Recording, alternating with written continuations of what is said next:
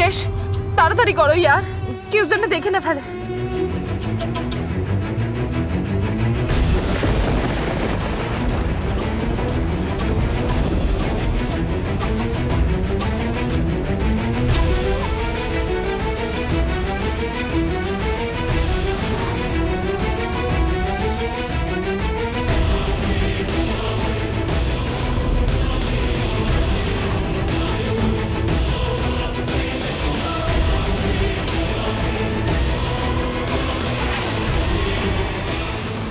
মুকেশ, এখন তো দিন আছে, কেউ দেখে ফেলবে না তো?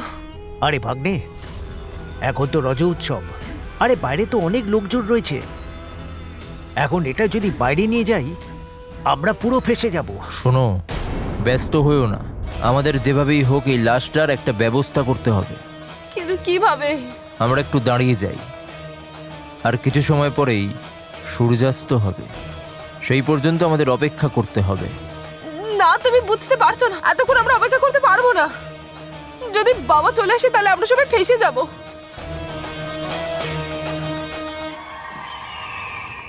আর এমনিতেও সন্ধে নেমে আসলে সমস্ত ছেলে মেয়েরা ফিরে আসবে এখানে, তারপর তো বাবা ফিরে চলে আসবে।